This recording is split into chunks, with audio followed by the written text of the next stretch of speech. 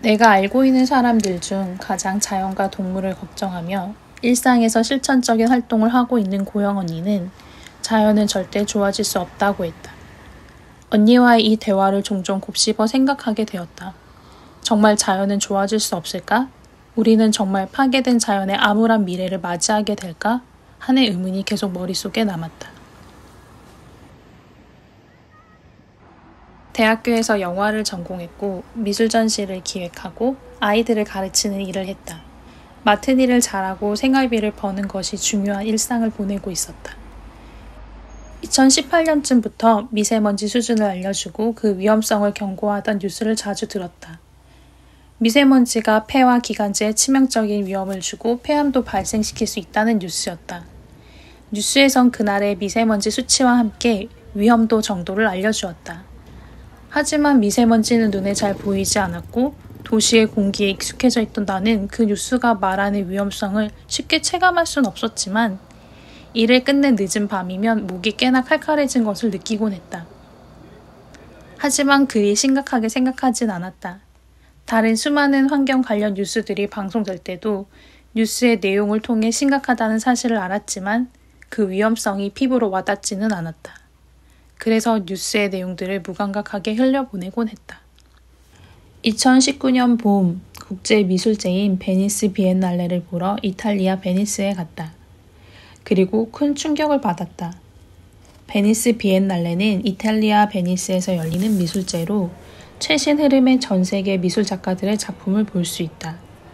많은 나라의 미술 작가들이 환경과 자연에 대한 이야기를 각자의 방식으로 치열하게 하고 있었다. 미세먼지 뉴스에도 둔감하던 나에게 전 세계 미술 작가들이 성토하듯 보여주는 환경의 이야기는 정말 놀라웠다. 내가 얼마나 전 세계의 걱정과 동떨어져 있는지와 더불어 환경 문제를 나의 삶과 연관하여 생각하지 않았는지를 일깨워 주었다. 내가 속한 환경인 자연에 너무나 무심했다는 사실을 깨닫고 어떻게 이렇게 무심할 수 있는지 걱정이 되면서도 신기할 정도였다. 이런 생각을 하기 시작하고 반년 정도가 흐른 뒤 코로나가 발생했고 전 세계를 강타했다. 코로나는 수많은 생명을 앗아갔고 코로나를 겪은 많은 사람들에게 후유증을 남겼다. 건강을 유지한 사람들의 삶도 코로나의 영향력을 벗어날 수는 없었다. 일상의 모습과 삶의 방식이 급격하게 바뀌게 되었다. 원인도 치료법도 알 수 없는 바이러스에 전 세계는 한순간 속수무책이 되었다. 삶은 인간의 의지로 바꿔나갈 수 있다고 생각했었다. 하지만 인간의 삶이 우리를 둘러싼 환경의 조건에 얼마나 많이 영향을 받고 그 영향에 취약할 수 있는지 느끼게 된 커다란 사건이었다. 우리를 둘러싼 환경, 내가 존재하기 이전부터 존재하면서 우리 삶의 바탕이 되어준 환경에 대해 곰곰이 생각해 본다. 그동안 내가 그렇게도 무심했지만 우리의 삶과 뗄래야 뗄 수 없는 자연 환경에 대해 적극적으로 활동하는 단체들이 있는 걸 알았지만 나와 같은 일반의 보통 사람들은 어떻게 생각하는지 너무 궁금했다. 그래서 사람들의 의견을 직접 들어보기로 하였다. 자연을 걱정하며 행동하는 사람들과 무심하게 생각하는 사람들 간의 차이점이 무엇이며 어떤 인식론적 차이가 있는지 알아보기로 마음먹었고 이걸 알아가는 과정을 다큐멘터리로 만들면 좋겠다고 생각했다. 그래서 다큐를 함께 만들 스터디 멤버를 구하기 시작했고 그렇게 영상을 전공하고 있는 지연 씨를 만났다. 환경이란 단어를 스터디에서 오랜만에 듣고 관심을 가지자 플라스틱의 실제 재활용률은 10%채 되지도 않는다는 것. 자연에서 가장 빠른 기후변화 속도는 천년에 1도이지만 사람들이 100년 만에 1도를 변화시킨 것 등을 알게 되었다. 사람들이 환경을 망치고 있다는 사실을 직접적으로 수치화된 글을 통해 보게 되면서 나에게 심각하게 다가오지 않았던 환경오염이 심각하게 다가오기 시작했다. 환경이 파괴됐을 때 기후변화가 인류에 어느 정도까지 영향을 끼치는지 알아야겠다는 생각이 들었다. 그래야 직접적으로 와닿지 않았던 환경이 파괴된 뒤 인류의 힘든 모습을 더 잘 알게 될 것이라 생각했기 때문이다. 그리고 이게 멀지 않은 일이라는 것을 마음에서 받아들일 수 있을 것 같았다. 우리는 2주에 한 번씩 만나 다큐 스터디를 하였다. 촬영을 본격적으로 시작하고 나선 일주일에 한 번씩 꾸준히 만나기 시작했다. 환경에 대한 사람들의 이야기를 많이 담고 싶었지만 생각보다 인터뷰해줄 사람들을 구하는 것이 쉽지 않았다. 하지만 우리의 이야기에 귀 기울여주고 인터뷰에 응해 자신들의 생각을 들려주시는 분들이 있어 인터뷰를 이어나갈 수 있었다. 우리는 환경에 관심을 가지고 활동을 하고 있는 사람들과 환경에 무심한 편이라고 답한 사람들을 만나 인터뷰를 진행하였다.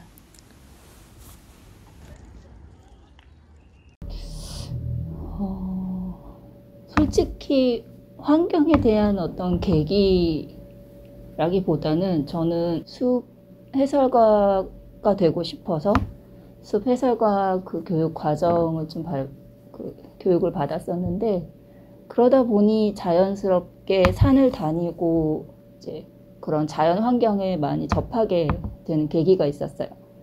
그 계기 안에서 많은 사람들을 만나고 그 많은 사람들 속에서는 지금 환경에 대한 걱정, 그다음에 환경 위기, 기후 위기 이런 것들에 대한 관심이 많은 분들이 같이 있다 보니까 제가 제 스스로가 환경에 대해서 그렇게 많은 관심을 갖고 있지는 않지만 그래도 그분들의 이야기를 들으면서 뭔가 조금 변화가 필요하구나 정도의 관심이라고 말씀드릴 수 있을 것 같아요. 지금도 여러 가지 문제들이 많이 있잖아요. 녹조 현상이라든지 그다음에 미세먼지 이런 문제들은 많이 있는데 물론 심각하고, 근데 이게 지금보다는 앞으로가 더 심각해질 거라는 생각이 들어요. 그래서 환경 문제를 생각을 해보면 지금 당장의 어떤 그런 위기 의식보다는 앞으로 닥쳐올 위기가 더 심각하다라는 생각을 하기는 해요. 앞으로 지금과 같은 생활이 익숙해져 있는 사람들이 뭔가를 바꿔보기 위해서는 굉장히 많은 시간이 걸리잖아요. 물론 저부터도 일회용품 쓰지 말아야지, 텀블러 사용해야지 하면서도 무의식적으로 편한 걸 찾다 보니까 편의점에서 물 하나 사 먹는 것처럼 그렇게 많은 사람들이 변화를 해야지만 환경이든 자연이든 이런 것들을 지키고 변해가는 걸 볼 수 있을 텐데, 이 많은 사람들이 한꺼번에 움직이는 건 더더욱 어려울 것이고, 그렇게 지금과 같은 삶이 계속 유지가 된다고 하면 오늘보다는 내일이 더 심각해질 거고 내일보다는 10년, 20년이 더 심각해질 거라는 거는 누구도 아마 부인하지 못할 것 같아서, 그래서 저는 지금 당장보다는 앞으로의 환경이 더 심각해지지 않을까라고 생각해요. 그냥 이거는 좋다 나쁘다의 그런 경계를 넘을 것 같아요. 왜냐하면 한참 코로나 시작하고 사람들의 왕래가 딱 끊겼을 때 자연이 변화되는 게 눈에 보일 정도로 텔레비에서 연일 막 방송이 되기도 했었거든요. 왜 사라졌던 동식물이 다시금 그 자리에 보여진다라고 하는 이런 보도들을 봤을 때, 사람들이 없어야 다시 되돌아갈 수 있나? 이런 생각도 한 번은 한 적이 있는데, 앞으로의 글쎄요. 안 좋아지겠다. 막연하지만 이게 정말 막연한 얘기라서 하나 딱 정해져 있는 걸 말을 할 수는 없고 좋아질 리는 없겠다라는 생각은 들어요. 많은 사람들이 변화하고 이 기후라든지 환경이 좋은 쪽으로 나아지기 위해서는 정말 오랜 시간 많은 사람들의 노력이 필요한데, 얼마만큼 많은 사람들이 이 노력에 같이 동참을 하고 애를 써줄 것인지에 대한 부분도 정확하지 않을 뿐더러, 그렇게 되면 지금까지 누렸던 모든 것들을 포기해야 될 수도 있는데 그걸 할 수 있나? 라는 생각도 들어서 그렇게 썩 밝은 밝지만은 않겠다라고 생각합니다. 조금 달라졌다라고 한다면 좀 덜 사용하게 된다는 거? 그러니까 지금 뭐 텀블러를 사용을 하거나 아니면 물티슈도 가급적 사용하지 않으려고 한다거나, 근데 어떨 때는 정말 무의식적으로 뽑아서 쓰기도 하거든요. 평소 쓰던 것처럼. 그런데 이게 또 죄의식하고는 좀 다르게, 내가 이걸 써가지고 또 환경이 또 안 좋아지는 거 아니, 이런 죄의식하고는 좀 다르게 좀 조심해야겠다, 아니면 대체할 수 있는 걸 찾아봐야겠다라고 하는 생각이나 노력, 그런 것들이 전에 비해서는 좀 더 많아졌어요. 그래서 그러니까 물티슈를 대신해서 쓸 수 있는 게 무엇인지를 찾아보고 그것을 사용하려고 하는 것들, 그런 게 좀 차이가 아닐까 싶어요. 오늘 제가 가지고 온 키워드는 기후위기와 좀 관계, 약간 이런 이야기를 좀 많이 해보고 싶습니다. 기후위기와 관계, 우리가 맺고 있는 관계가 relationship. 이 기후위기 시대에 어떻게 잘 맺고 계시는가요? 약간 그런 질문을 좀 드리고 싶어요. 이 기후위기 시대에는 조금 내가 경제적으로 좀 풍족하지 않을수록, 혹은 내가 장애가 있을수록, 혹은 내가 어떤 조금 사회에서 조금 메이저하지 않은 어떤 조건에 있을수록 외출이 되게 어려워지는구나라는 생각을 좀 많이 해요. 맞습니다. 너무 공감합니다. 그러니까요. 이 폭염 속에서 어떤 관계가 좀 단절되는 그런 면이 좀 있는 것 같아요. 저는 사실 막 푸릇푸릇하고 새싹이 돋듯 그런 어떤 약간 그런 것만 떠오르지는 않아요.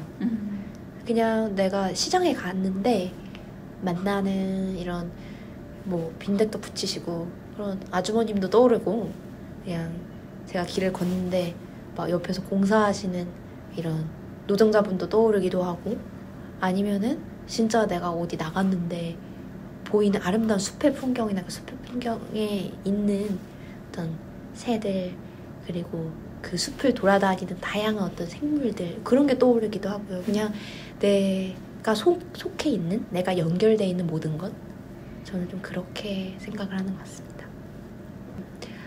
원래는 좀 임상심리학 쪽 일을 하고 있었거든요, 병원에서.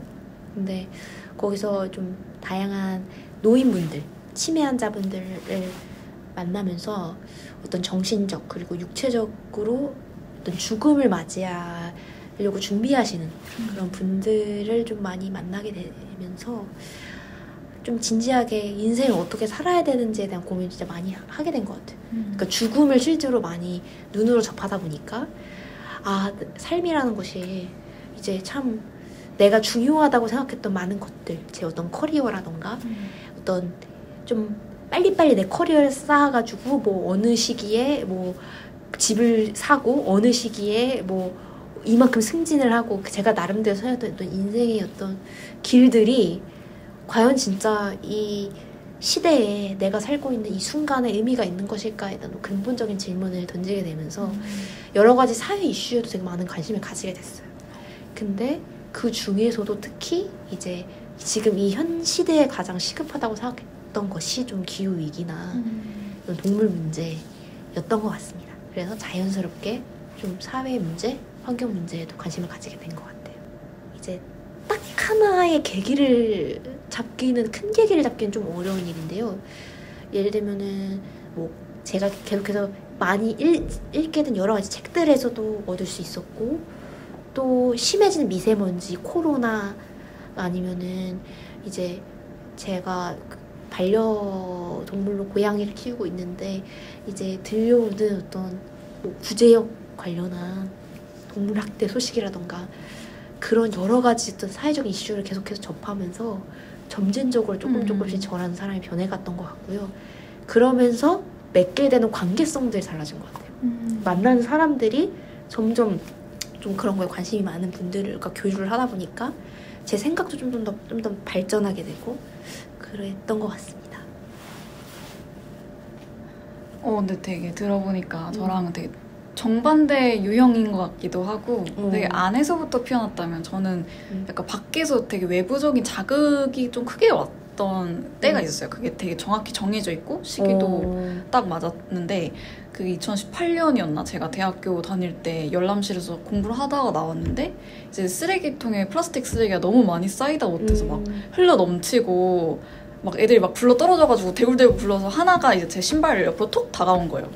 그걸 보고 약간 든 세 가지가 이제 역겹다는 그런 어떤 부정적인 단어, 더럽다, 짜증난다 이런 감정이었어요. 근데 이 감정을 처음에는 부정적으로 생각했는데 왜 이렇게 쓰레기가 많이 나오지? 이렇게 생각을 하다가 애들이 카페 가서 일회용 플라스틱 많이 사는구나, 많이 쓰는구나 이걸 알았고 그럼 이거 다 어디로 가지? 해가지고 제가 좀 탐구욕이 좀 있어가지고 이제 계속 이제 서칭을 해본 거예요. 그러다가 얘네들이 재활용률도 되게 안 되고 플라스틱 쓰면 안 되는구나 라고 그때 이제 느끼기 시작을 한 거죠. 저는 무관심이 제일 걱정됩니다. 정말 간단한 단어인데 맞아요. 사실 막 조지 오웰이랑 막 멋진 신세계 쓴 헉슬리랑 약간 차이점 중에 재밌는 게 조지 오웰은 국가의 정부의 검열을 두려워했지만 헉슬리는 사람들이 검열을 하지 않아도 그거에 대해서 관심 안 가지는 걸 두려워했다잖아요. 그거 보고 되게 인상 깊었거든요. 근데 지금 이 시대가 딱 그 헉슬리가 두려워하는 그 미래를 다가서고 있는 것 같아요. 그러니까 세상이 너무 재밌는 게 많고 우리가 해야 할 것들보다 하고 싶은 것들이 더 많이 보이고 자극적인 게 매일매일 기술의 발전에 따라서 일어나고 있는데 그러면서 우리가 눈에 뭔가 많이 빼앗기고 그러면서 이제 취약계층을 바라보는 기회라든지 다양한 삶의 이 현황 같은 것들을 마주할 수 있는 기회가 많이 적어진다고 생각이 들어서 장애인권만 해도 시설에 갇혀있는 장애인분들 되게 많으신데 우리는 모르잖아요. 근데 그 전에는 우리한테 너무 재밌는 것들이 많아서 스마트폰 하고 막 도파민 중독되고 이러니까 그래서 저는 무관심이 제일 걱정이 되는 것 같아요. 우리가 과연 관심을 계속 가질 수 있을 것인가? 무엇이든 그런 거. 어떤 대상에 대해서 관심이 없다는 거는 내가 그거에 대해서 행동하거나 뭔가를 생각할 겨를이 없다는 생각이 들어서 근데 알면 생각보다 사람들은 잘 대처할 거라고 저는 생각을 하는데 문제는 무관심을 우리가 유도하는 그러니까 관심을 가질 만한 기회조차 만들지 않는 그런 다양한 자극들, 유혹들이 굉장히 많아진다고 생각을 했던 것 같아요. 점점 시간이 지나면서. 어떻게 보면 이 무관심을 해결할 수 있는 어떤 방법은 그 예전에서도 에코살롱에서 한번 얘기했던 이야기긴 한데 접촉인 것 같거든요.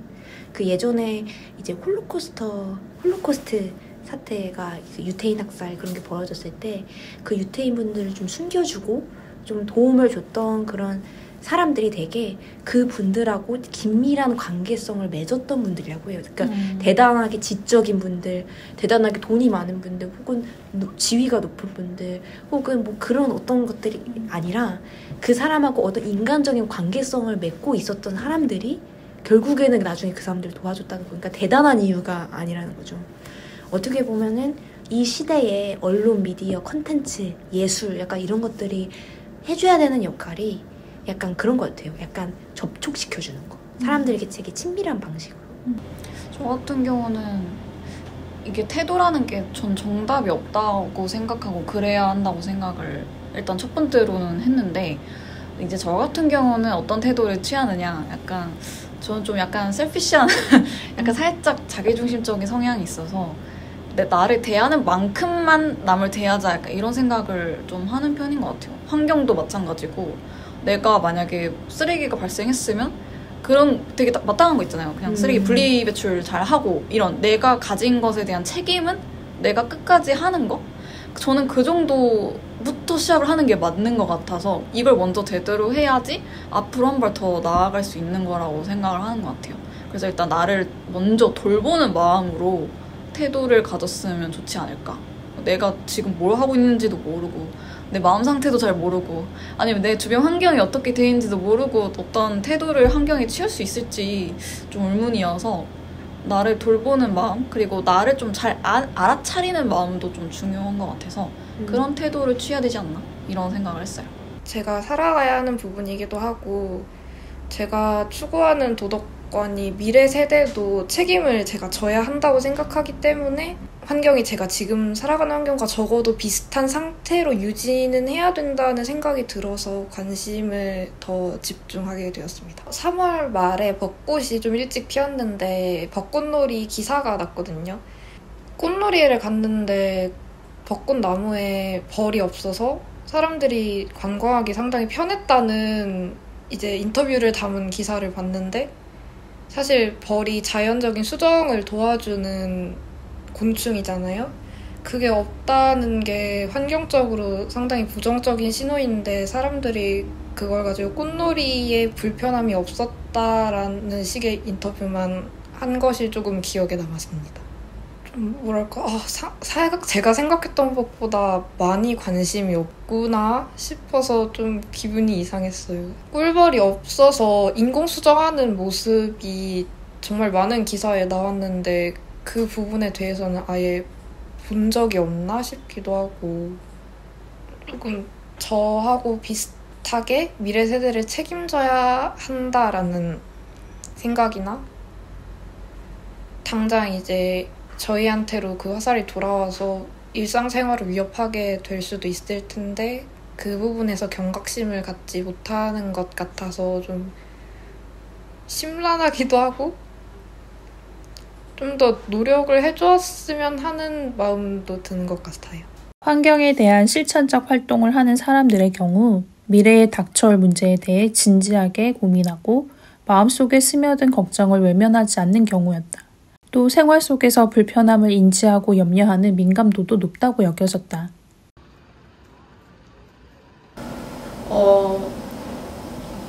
환경에 관심을 갖고 있기는 한데 아무래도 이제 먹고 사니즘이 바쁘다 보니까 관심을 가져야지 생각을 하다가도 잊게 되고, 이제 다른 또 많은 정보의 홍수들이나 또 관심 가질 만한 대상들이 많기 때문에 금방 잊게 되는 그런 존재가 되는 것 같습니다.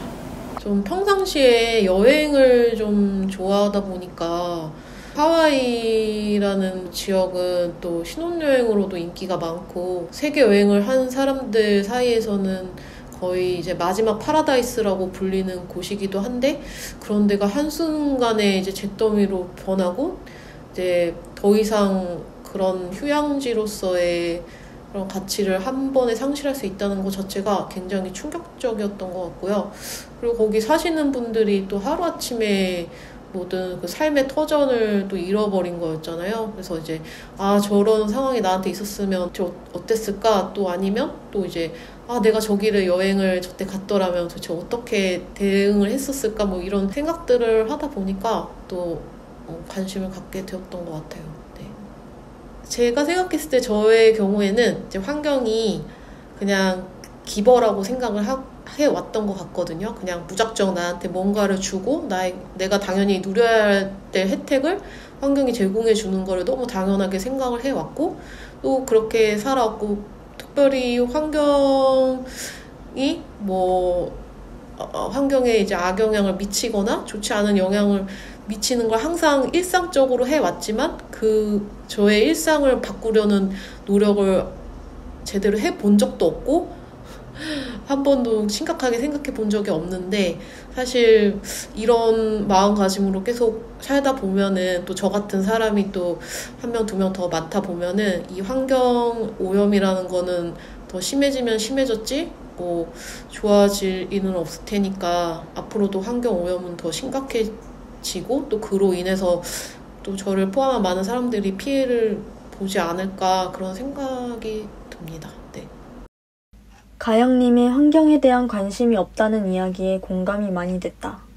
특히 먹고 사는 일에 신경 쓰고 주위에 관심을 가질 만한 대상이 많아 환경을 잊게 된다는 말은 환경에 대해 관심이 없는 사람들 대부분의 이야기일 것이라는 생각이 들었다. 관심을 가지고 있다고 말하기는 약간 힘들 것 같아요. 아무래도 뉴스에서 가끔 환경오염 이슈라든가 그런 걸 다룰 때만 저 문제다 이렇게 생각하지, 적극적으로 이러면 안 된다, 저러면 안 된다, 이걸 해야 된다 이렇게 말하는 편 아니에요. 거의 무관심한 편에 가깝다고 볼 수 있어요. 아무래도 환경 때문에 정말 생활이 어려워질 만큼 곤혹을 겪었다거나 그런 일이 많지 않았기 때문인 것 같아요.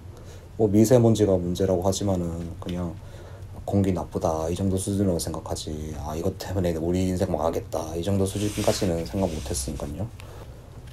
제일 걱정되는 게 있다면은 아무래도 뭐 지금과 같은 생활이 앞으로 환경이 문제가 되면서 더 지속되지 못할 것 같은 그런 거에 대한 불안감이 있죠. 뭐 당장 뭐 환경 관련해 가지고 뭐 플라스틱이라든가 그런 것도 일상생활에서 많이 쓰잖아요.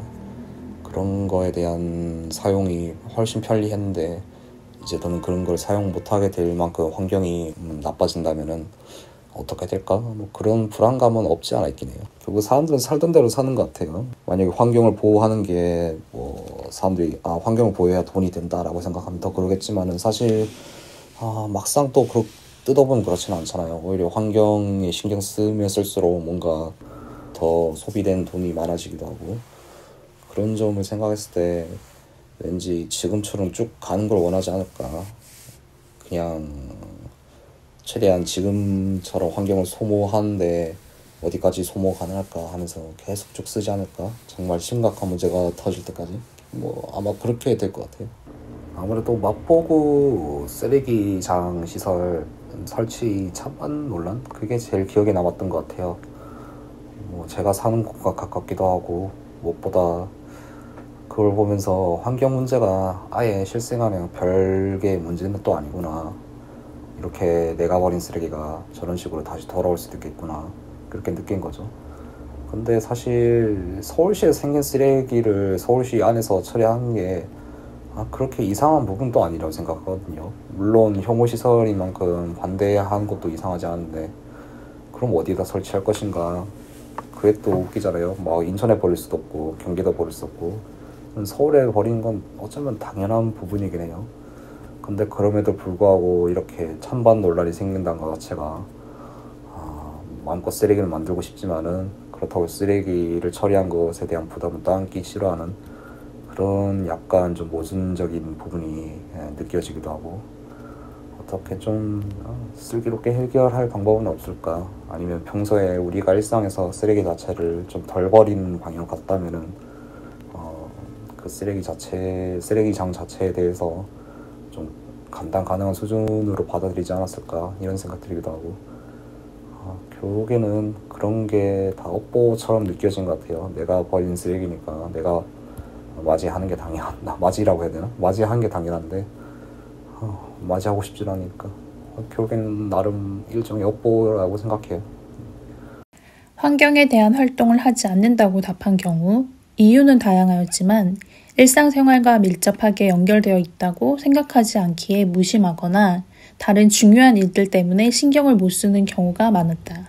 하지만 신기하게도 활동을 하지 않는다고 답한 사람들도 모두 자연 환경을 걱정하고 있었다. 이야기를 들어보면 꽤 구체적이고 현실적인 걱정이었다. 대부분의 사람들이 환경에 무심한 듯 보여도 미디어에서 많이 접했기 때문인지 환경 문제의 심각성에 대해서도 많이 인지하고 있었다. 우리는 인터뷰만으로는 많은 사람들의 생각을 알기가 어려워 환경인식 관련 설문조사를 함께 진행하였다. 20대에서 60대까지 성인 남녀 120명을 대상으로 진행하였다.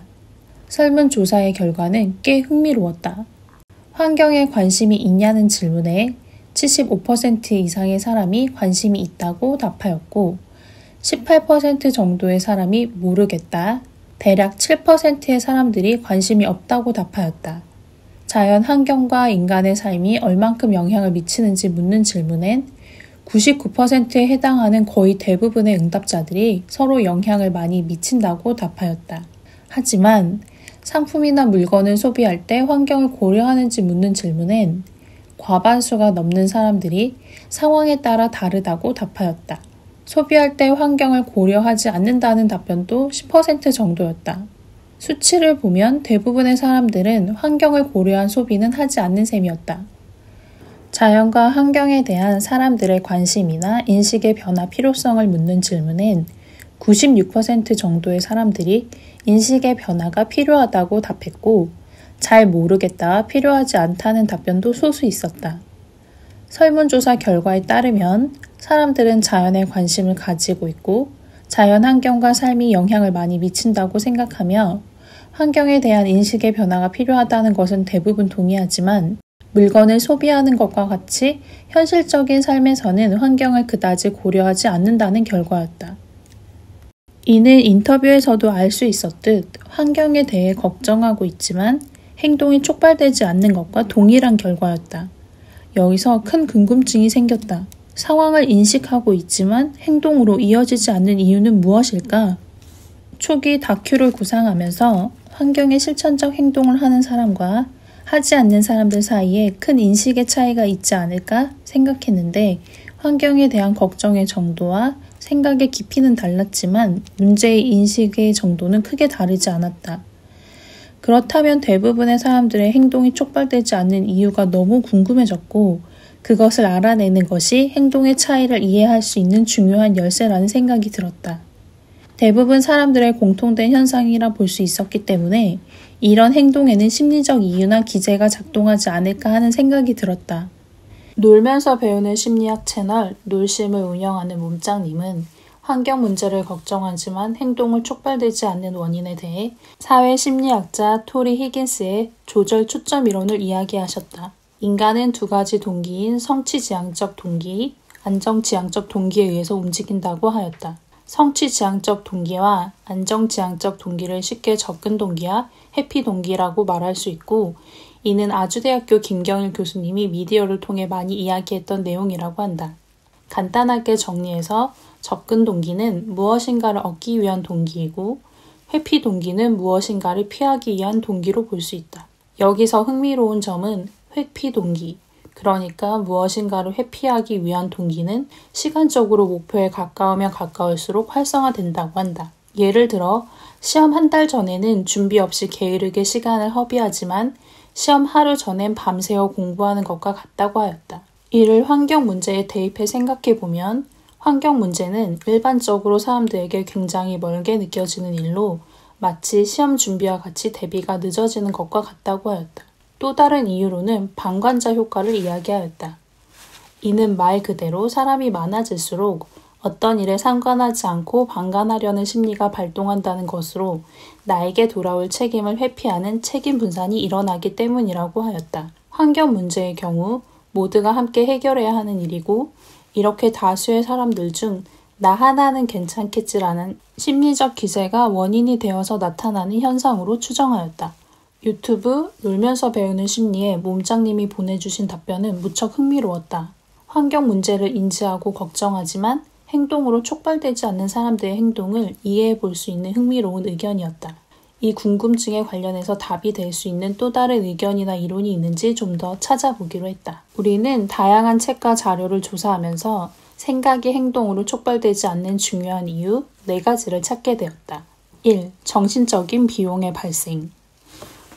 책 생각은 어떻게 행동이 되는가에서 인지과학자이자 심리학 교수인 데이비드 바르드는 만일 우리가 기후변화를 막기 위해 생활 방식을 바꿔야 하거나 급격히 변한 생태계에 빠르게 적응해야 한다면 그렇게 할 수 있는 이성의 힘은 인간의 인지체계에 있을 것이라고 하였다.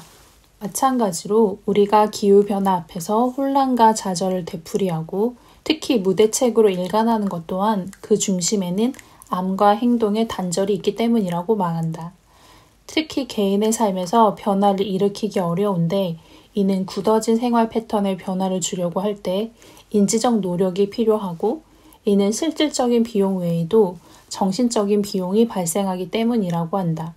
이를 보완할 수 있는 방법으로는 노력을 해서 행동을 하면 긍정적인 결과가 발생한다는 것, 즉 행동에서 발생하는 이익과 노력에 들어가는 비용이 긍정적으로 맞거래된다는 걸 알 필요가 있다고 말한다. 환경 문제에서도 사람들에게 동기를 부여할 때는 우리가 처한 상황이 심각하다고 강조하는 것만으로는 부족하고 기후변화를 되돌리기 위해 사람들에게 추천하는 개인적인 행동이 얼마나 효과적인지를 알릴 필요가 있다고 한다. 2. 감정적 뇌의 자극 부족 현상. 조지 마셜의 기후변화의 심리학이라는 책에서 사람들이 환경 문제에 대한 인식과 행동을 이렇게 설명했다. 진화사적으로 인간의 분석적 뇌는 감정적 뇌 이후에 발달했고, 인간은 위험의 인지와 수용, 회피의 분석적 뇌를 따르기보단 감정적 뇌를 더 따른다. 그리고 쉽게 상상할 수 없는 진실에 대해서는 쉽게 외면하는 감정적 존재라고 말한다. 그 결과 우리는 모든 존재를 소멸시킬 가능성이 다분한 기후변화를 막기 위한 행동에 돌입하기보단 그 위험을 과소평가해 자신의 합리적 이성을 배신한다고 한다. 필자는 환경활동에 대한 행동을 촉구하려면 감정적 뇌는 장기간에 걸친 불분명한 위협에 대처하기에는 부적합하기 때문에 이성적 뇌가 납득할 수 있도록 환경 문제에 대한 충분한 데이터와 증거를 확보한 뒤 감정적 뇌를 동시에 자극해야 한다고 말했다. 그렇기에 우리에게 중요한 것은 책에서 이야기하듯 경험에서 나온 비유처럼 사람들이 쉽게 이해하고 공감할 수 있는 스토리텔링을 통해 환경에 대한 이성적 데이터를 자극하는 형태로 감정적 뇌를 끌어들이는 것이 행동을 촉발하는 효과적인 방법이라는 확신이 들었다. 세 번째는 습관화 현상. 책 진화의 종말은 우리의 지각체계가 환경 배경을 항상 일정한 상태로 고정해 놓는 습관화 현상 때문이라고 말한다. 예를 들면 에어컨이 작동하기 시작하면 에어컨의 윙 소리가 들리지만 이후 우리는 곧 에어컨 소리에 신경을 쓰지 않게 된다. 제2차 세계대전 이후 로스앤젤레스 하늘에 스모그가 나타나기 시작했을 때 이 일은 사람들 사이에 자주 논의의 주제가 되었고 언론에서도 많이 다루었지만 이제 통상적인 수준의 대기 오염에는 별 관심을 기울이지 않게 되었고 언론조차 대기 오염 문제를 날씨 예보에서 다루게 되었다. 환경 속에 있는 모든 가능한 자극이 무차별적으로 우리 의식까지 도달하지 않도록 인간의 신경체계는 필터와 특정 탐지기를 발달시켰고 이러한 이유로 인간의 지각체계는 환경적 변화를 무시하도록 부추기는 방향으로 진화해 왔다고 이야기한다. 예전에 나 또한 미세먼지 관련 뉴스와 수많은 환경 문제를 다룬 뉴스를 무감각하게 흘려보내곤 했다. 환경에 대한 인식을 다루기 시작하면서 왜 그렇게 심각한 뉴스에 무심했는지 의문이 들었는데 습관화 현상에 대해 알고 나니 왜 그토록 무감각하게 반응했는지 훅 이해가 되었다. 네 번째, 학습된 무기력.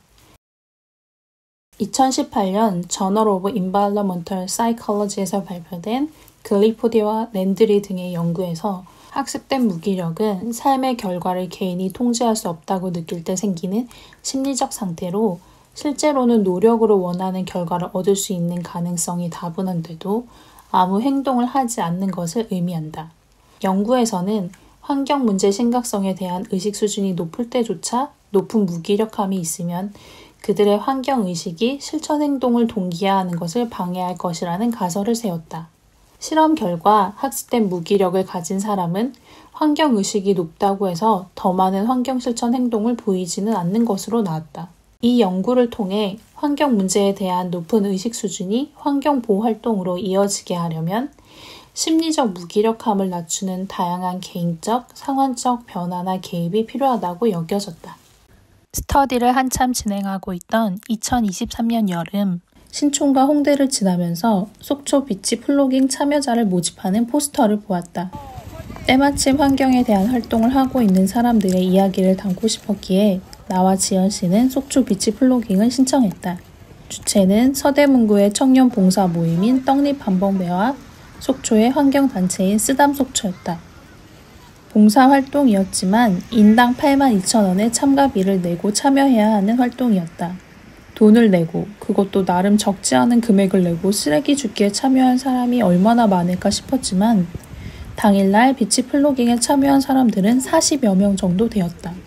제주도에서 참가한 영광님도 있었다. 우리가 도착한 고성의 송지호 해변은 여느 동해의 다른 해변과 크게 달라 보이지 않는 해변이었다. 동해 특유의 푸른 물결이 넘실대고 있었고 쓰레기는 눈에 보이지 않았다. 무더운 여름이었기에 팔토시와 장갑, 쓰레기 집게와 쓰레기 봉투를 나눠받고 주워야 하는 쓰레기에 대한 설명과 주의사항을 듣고 해변 플로깅을 시작하였다. 그런데 웬걸 깨끗하게만 보이던 해변엔 쓰레기가 꽤 많았다. 정해진 구역의 플로깅을 마치고 모아놓은 쓰레기를 보았을 땐 쓰레기가 너무 많아서 깜짝 놀랐다. 짧은 시간에 모인 쓰레기가 이 정도인데 이거보다 훨씬 많은 양의 쓰레기가 지속적으로 바다에 버려지는 셈이니 놀라지 않을 수 없었다. 더운 날에 돈을 주면서 멀리 떨어진 바다까지 찾아와 하는 봉사활동이었지만 참여하는 사람들의 표정은 모두 밝았다. 사람들의 밝고 만족스러운 표정을 보면서 우리가 행동할 수 있게 하는 마음은 무엇일지 생각해 보았다. 그리고 에코살롱의 올리브님이 옳은 행동을 하는 나 자신을 칭찬한다는 말도 떠올랐다. 우리는 서대문구에서 다양한 환경보호 활동과 봉사활동을 이어가고 있는 떡잎방범대의 활동이 궁금해졌고 이야기를 듣고 싶어 떡잎방범대의 송민호 대장에게 인터뷰를 요청했다. 그러니까 저희는 어쨌든 환경과 인간은 뗄래야 뗄 수 없는, 자연과 인간은 뗄 수 없는 존재라고 생각을 하고, 근데 지난 이제 산업화 이후에 200년 넘게 계속 저희는 환경과 자연을 파괴하고 착취하고 그걸 통해 성장해 왔잖아요. 근데 저는 그게 이제는 좀 멈춰져야 되지 않나. 더 이상 파괴했다가는 이제 돌이킬 수 없는 수준까지 이제 갈 것 같고, 수많은 세계 과학자들이 지금 모여가지고 얘기하는데, 지금 기후위기 같은 경우에도 앞으로 10년이 정말 중요하다. 이 10년 동안 우리가 탄소 배출을 획기적으로 줄이지 못하면 정말 큰일 나는데, 뭐 그런 얘기들을 많이 하고 있잖아요. 그래서 저는 그런 문제의식에서 저는 시작을 했다고 생각하지만, 모든 사람이 이런 문제의식을 바로 가질 수는 없죠. 네. 그렇기 때문에, 그렇다면 우리가 이 지역에서 아주 작은 거라도 뭔가 이 환경과 자연의 공존, 인간과 공존을 하는 거를 좀 느껴볼 수 있는 그런 활동은 뭐가 있을까? 그게 약간 플로깅이 약간 시작이 될 수 있다고 생각을 하고, 이제 플로깅을 시작으로 여러 가지 활동들, 이번에 여름에 이제 비치 플로깅을 통해서 해양 쓰레기 문제에 대해서 우리가 한 번 더 눈으로 보고 실천했던 것처럼 그런 활동들을 좀 많이 앞으로도 만들어 가보고 싶은 마음이에요. 저는 그러한 지역에서 다양한 세대들이 좀 어우러져서 함께 할 수 있는 활동들을 좀 많이 만들어가고 싶고, 특히 청년들이 저는 그거에 대해서 아무래도 에너지틱한 또 세대다 보니까 가장 만들어갈 수 있는 세대지 않나 라고 생각을 합니다. 이런 공동체나 지역에서 여러 가지 활동들을 해보고 싶은 사람이 있다면, 청년이 있다면 꼭 한번 도전을 해보셨으면 좋겠다는 생각이 들고, 저희 떡잎마을 방범대도 앞으로 더 많은 사람들이 좀 모일 수 있는 활동들을 만들어 나갈 테니까 지켜봐 주셨으면 좋겠다. 네, 그렇게 좀 말씀드리고 싶습니다. 서대문구의 청년 봉사단체인 떡잎방범대는 생각보다 훨씬 더 많은 활동을 하고 있었다. 지역에서 동네 사람들을 모아 활동을 하고 있었는데, 플로깅과 같은 환경보호 활동뿐 아니라 연탄 봉사, 새충돌 방지 스티커 작업, 길고양이 센터 청소 등 활동의 종류도 다양했다. 종종 함께하는 소셜 모임이나 독서 모임도 진행하고 있었다. 내가 살고 있는 지역에서 봉사활동과 함께 다양한 교류에 참여할 수 있었다. 사람들이 떡잎방범대에 가입하면서 자연스럽게 다양한 봉사활동이나 환경활동에 참여하는 점은 퍽 인상적이었다. 대체로 사람들의 표정에서 활동에 대한 만족감을 느낄 수 있었다. 어떤 활동을 지속할 수 있는 건 그 활동을 하면서 느끼는 만족감이 큰 역할을 한다. 혼자 하면 어려운 일도 다른 사람들과 함께, 특히 친하거나 좋아하는 사람들과 함께 하면 더욱 쉽게 할 수 있다. 어쩌면 환경에 대한 활동도 이와 같이 하는 게 제일 좋은 방법이지 않을까 하는 생각이 들었다. 내가 살고 있는 지역에서 중요한 문제를 친한 이웃들과 함께 이야기 나누고 실천하는 것. 외로움이 사회적 문제가 된 요즘, 주변 사람들과 자연스럽게 교류하면서 환경 문제를 이야기하고 활동하면 막연하고 큰 일로 여겨졌던 것이 조금은 구체적이고 수월한 일로 느껴질 것 같다. 떡잎방범대 민호님의 소개로 제로웨이스트샵 야트막을 운영하는 윤희님을 인터뷰할 수 있었다. 서대문구 독립문역 부근에 위치한 야트막은 제로웨이스트샵과 커피숍을 같이 운영하고 있는 곳이었다. 야트막에는 구경하는 재미가 쏠쏠한 다양한 제로웨이스트 제품들이 있었다. 커피숍에는 손님들이 많았고 테이크아웃잔은 사용하지 않았다. 원하는 사람들에겐 텀블러를 빌려주었고 자기 텀블러를 챙겨와 음료를 테이크아웃하는 사람들에겐 2,000원을 할인해 주었다. 카페에서 2,000원 할인은 꽤 큰 금액인데 집에서 자기 텀블러나 컵을 챙겨온다면 음료를 저렴하게 먹을 수 있으니 단골들에게는 꽤 매력적인 제안이라 여겨졌다.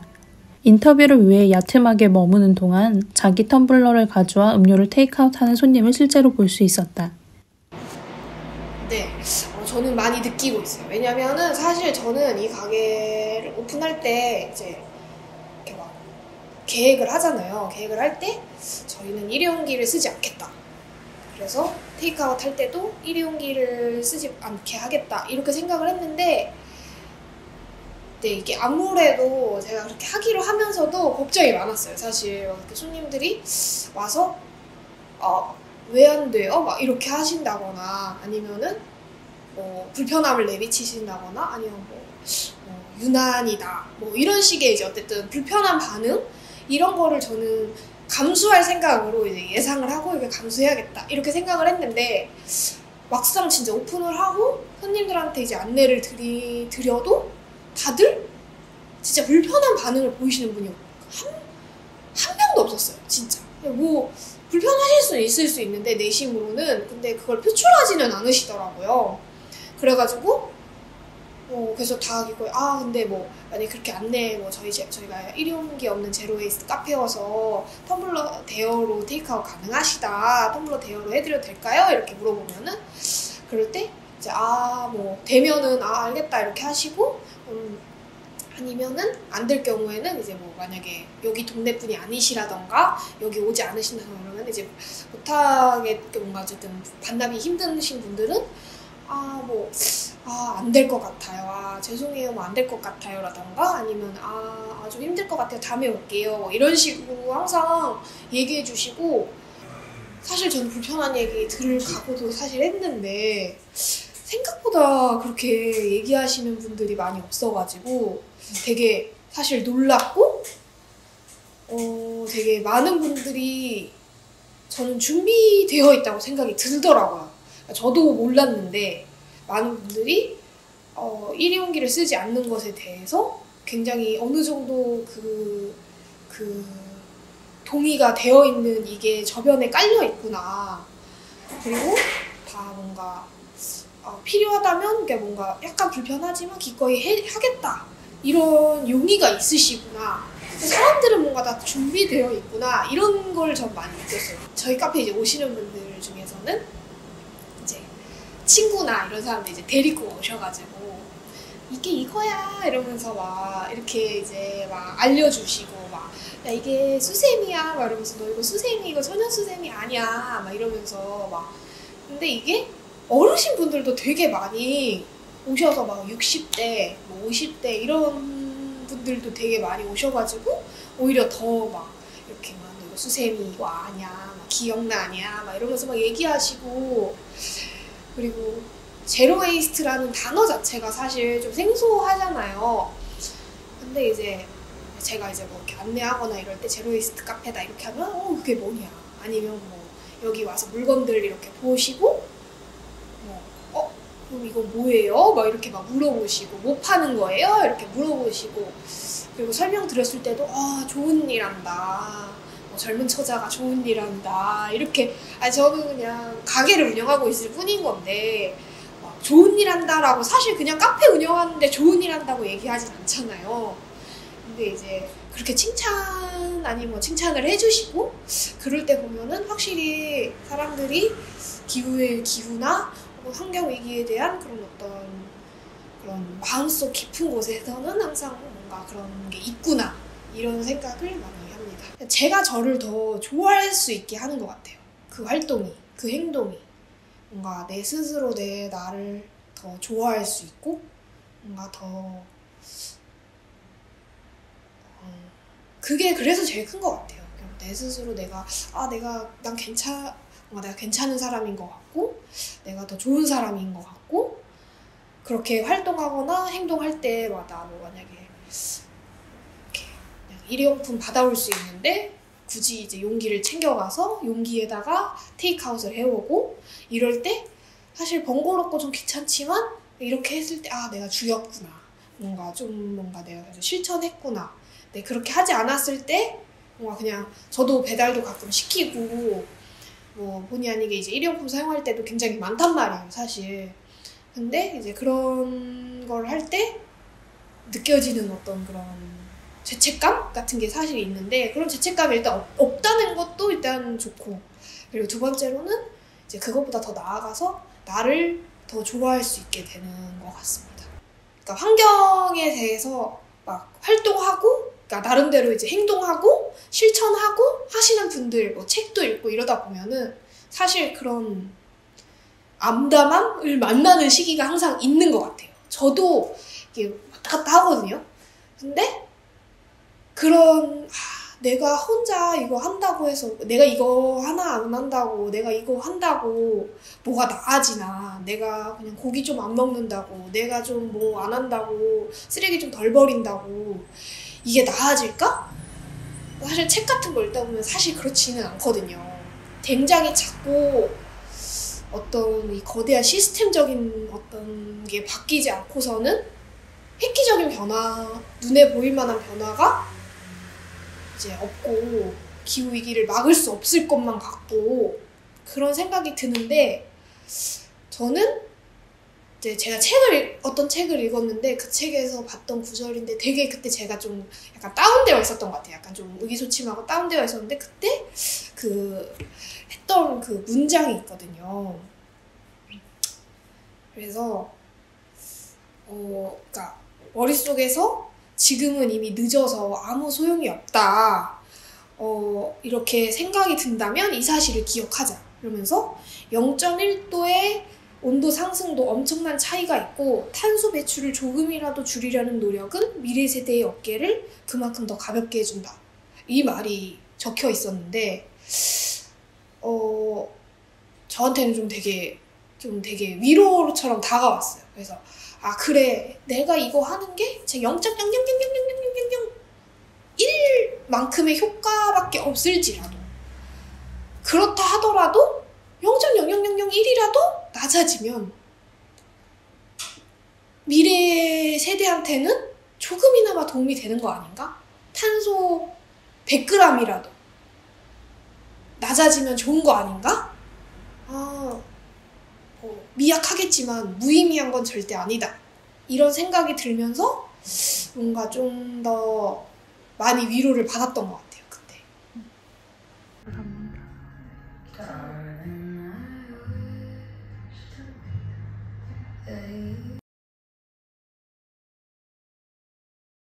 2023년 11월 초에 있었던 서대문 청년기후환경 아카데미 세미나에서 탈성장가 대한연구소 김현우 소장님의 세미나를 들었다.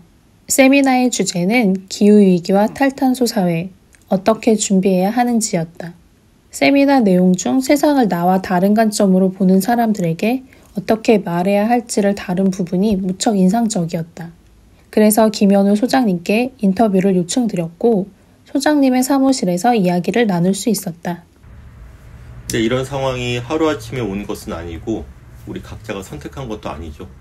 하다 보니까 이렇게 온 거예요. 근데 하다가는 단지 한 세대 한 사람의 일생 동안 보다 훨씬 긴 함이 이제 계속 누적되어 왔을 것 같고, 결국은 우리가 원하든 원치 않았던 이렇게 정말 정신없이 무분별하게 이제 돌아가고 달려가는 이런 비민주적이고, 그 다음에 끊임없이 성장하고 파괴하게 되는 이런 상황이 초래가 됐겠죠. 어떻게 대처해야 될지 어렵죠. 방법은 다 나와 있는데 아무것도 안 되기도 하고, 그러다 보니까 뭘 해야 될지 모르겠기도 하죠. 그런데 다 나와 있는 방법이 무엇일까를 다시 확인을 하는 데서 출발을 해야겠죠. 근데 거기서 UN 기후변화협약에서 나온 제안들이라든지 과학자들의 어떤 그 경고의 숫자들, 또는 예컨대 재생에너지를 늘리고 화석 연료를 급격히 줄인다든지, 불필요한 어떤 소비를 자제한다든지, 근데 거기서 출발을 해야 되는데 그게 막연하고 공허해요. 실제로 되는 게 별로 없어 보이죠. 좀 길게 얘기가 됐는데, 이번에 그 UN 기후변화 총회가 또 이제 11월에 있습니다. 그런데 각국의 온실가스 감축 이행 점검이 결국 그 초안이 다 나왔거든요.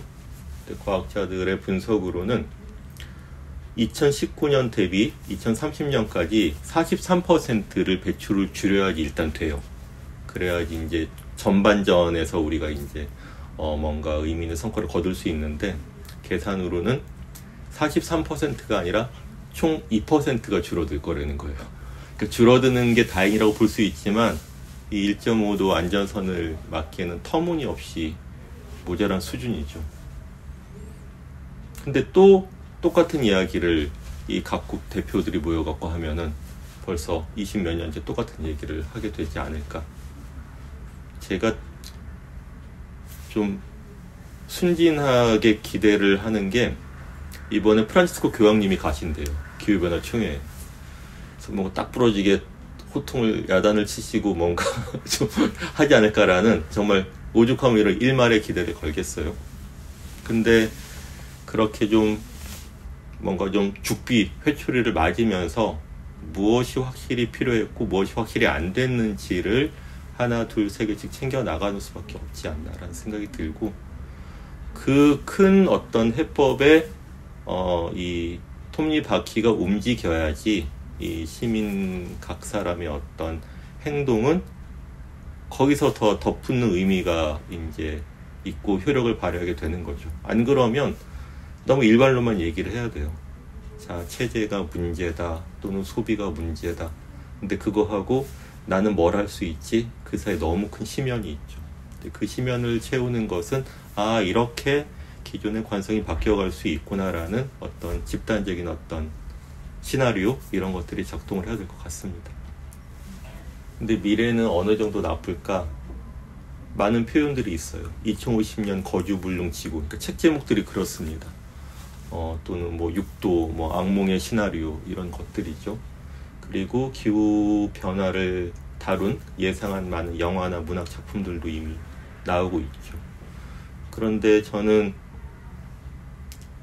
완전히 새로운 어떤 상황이 펼쳐질 것이라기보다는 이미 있고 경험하고 있는 것들이 더 자주, 더 크게, 더 많이 겹쳐서 일어난다고 생각을 하면 될 것 같아요.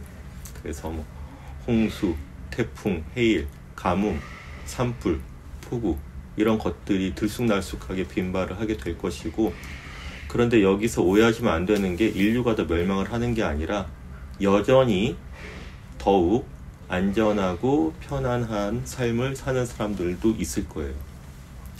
아마 앨런 머스크 같은 사람들은 이제 다른 모든 지구인들이 이 고통의 나락 속에 떨어져도 이제 자기는 이제 은하계로 날아갈 우주선을 준비하고 있거나, 아니면 그 우주선에 타는 사람들 탑승권을 팔면서 돈을 벌고 있을 수도 있죠.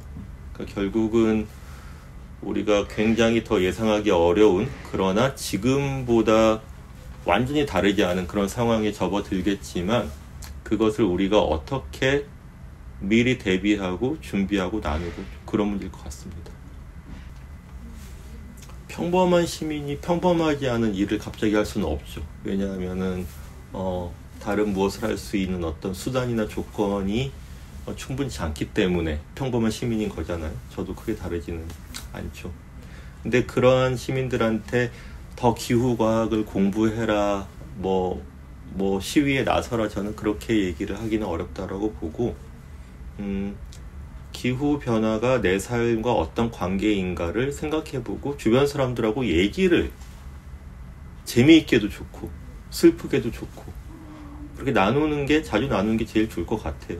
그럼 거기서 내가 하는 일이 기후변화를 더 악화시킬 수도 있구나, 또는 완화시킬 수도 있구나, 또는 그런 측면이 있지만 내가 할 수 있는 게 거의 없구나, 무슨 이유 때문에, 그걸 확인하는 것부터가 저는 중요하다고 생각을 합니다.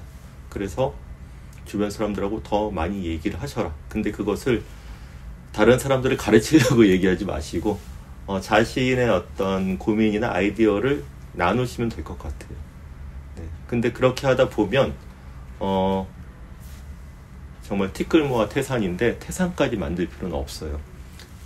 그 미국의 에리카 체노웨스라는 정치학자의 이야기에 따르면 성공한 시민운동, 인권운동은 운동의 최전성기일 때 그 사회 구성원의 3.5% 이상이 참여를 했다고 해요. 근데 그 정도가 되면은 사람들이 그 운동의 중요성과 정당성을 인정하고 공감하고 말하자면은 주류 정치인들하고 언론도 거기에 힘을 싣게 된다라는 거죠. 그러니까 무게 균형추가 기울게 된다라는 것이기 때문에 우리가 3.5%를 기후시민, 전체 우리나라 사람 중에 3.5%를 기후시민이라는 것은 그러니까 기후위기가 나의 일이고 내가 뭔가를 하고 싶어, 뭐라도 할 수 있어 라는 시민들입니다. 그렇게 만드는 생각을 하면 좋겠어요. 근데 그러면 3.5% 하면 또 막연한 숫자잖아요. 그러나 내가 속해 있는 공동체나 조직의 3.5%를 생각을 하자고요. 그러면은 내가 100명의 조직에 있으면은 3.5명을 내 편으로 만들면 돼요. 10명의 조직이면은 0.4명만 만들면 됩니다. 생각보다 어렵지 않죠. 아니, 해볼만 하겠죠. 그런 생각을 가져보면 어떨까 싶습니다. 이 그림 혹시 뭔지 아시겠어요? 아니요. 이게 기후변화의 시대 사랑, 이거는 김기창이라는 소설가의 작품집이에요. 단편집인데 좀 뭔가 특이하잖아요. 뭐 기후변화 시대 사랑? 뭘까? 근데 이건 작년에 그 기후행동 캠페인 중에 그 문화연대에서 주최를 해서 그 사람들한테 기후 위기와 관련된 구호나 문구를 제안을 하게 하고 그 문구를 디자이너가 하나씩 이제 골라서 그걸 그 문구에 를 잘 표현하는 디자인을 하는 그런 사업을 했어요. 그래서 그걸 실크 스크린으로 한 건데, 기후변화 시대 사랑은 제가 그 소설집 제목으로 이 문구를 제안을 했고 한 그 작가분이 이렇게 만들어 주신 거를 제가 이렇게 직접 밀었어요. 워크숍 할 때. 그러니까 짜투리 천으로 이렇게 한 거죠. 근데 이게 뭐냐 하면 산불이 나고 있고 개하고 고양이 바짓단에 꼬리에 불이 붙은 거예요. 네, 근데 이 두 손을 안 놓고 있는 거죠. 그러니까 이 소설에 이런 장면들이 나와요. 이렇게 기후 위기가 심각해지니까 돔을 크게 만들어서 돔시티 안에 사람들이 이제 살고 거기 쫓겨난 사람들도 있고, 근데 거기서도 그런 기후 변화의 상황 속에서도 삶이 있고 사랑이 있는 거예요. 거기서 이제 누구는 사랑을 하고 반란을 꿈꾸기도 하고 자기가 아끼는 개를 이제 보살피다가 총에 맞아 죽기도 하고 그런 장면들이 있어서 기후 변화를 정말 우리한테 어떻게 경험되고 우리 어떤 삶을 살게 될까를 잘 이제 이야기거리를 던져주는 그런 것 같아서 제가 보람되다 생각하고 여기다 걸어놨어요. 모든 사람들이 다 이 바짓단에 불이 나는 건 아닐 거예요. 그러나 이미 불이 난 사람들도 있겠죠. 그 불이 나도 이 존재를 구하기 어려운, 그게 또 더 슬픈 상황이겠죠. 처음에는 환경에 대한 인식과 지식이 부족한 나로부터 다른 사람들은 지금의 환경을 어떻게 생각할지에 대한 의문과 행동의 차이점의 원인을 알고 싶어 시작한 다큐였지만, 이 주제를 계속 고민하고 스터디하고 사람들과 이야기 나누면서 자연 환경에 대한 나의 생각과 인식이 많이 바뀌었다. 아마 이 다큐는 자연과 환경에 대한 인식의 성장 기록이라고 불러도 무방할 것 같다. 그동안 나의 생각과 태도도 조금씩 변화하기 시작하였는데 가장 큰 변화는 소비를 많이 줄이게 된 것이다. 옛날에 필요해서 사고, 예뻐서 사고, 앞으로 필요할 것 같아서 사고, 꼭 필요하진 않지만 있으면 좋을 것 같아서 샀던 물건들. 그런 물건들은 어느새 집안 구석구석 여기저기에 쌓였다. 어떤 물건들은 나중에 보면 도대체 왜 샀을까 싶은 의구심이 가득 드는 물건들도 있었다. 하지만 요 몇 년 짐을 많이 줄였다. 지금은 생활에 꼭 필요한 물건들만 가지고 있으려 하지만 아직도 정리해야 될 물건이 많이 있다. 우리가 어떻게 생각하고 행동하면 좋을지 곰곰이 생각해 본다. 주변의 사람들과 이야기 나누고 같이 궁리하고 좀 더 찾아보고 공부하기. 막연한 부담이나 죄책감은 덜고 내가 할 수 있는 일들을 찾아 실천하기, 정부나 기업의 활동을 감시하고 좀 더 환경에 도움되는 소비하기 등이다. 그렇게 어렵거나 힘든 일은 아니다. 10대 소녀들이 유독 영향력 있는 기후운동가가 된 것은 정서적 유대감과 설득력 있는 대화 때문이라고 한다.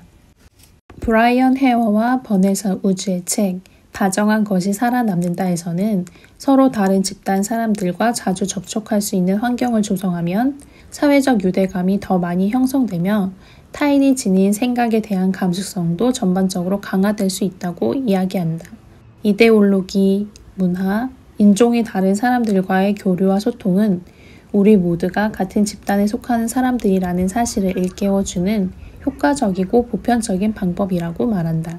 가장 강력한 접촉의 형태는 진심 어린 우정이며 우정에서 생성되는 관용은 전염되는 듯 하다고 이야기한다. 책의 추천의 글에서 동물행동학자인 최재천 교수님은 조간신문과 저녁 뉴스가 들려주는 사건, 사고 소식에는 인간의 잔인함이 넘쳐나지만 진화의 역사에서 살아남은 종들 가운데 가장 다정하고 협력적인 종이 바로 우리 인간이라고 이야기하셨다.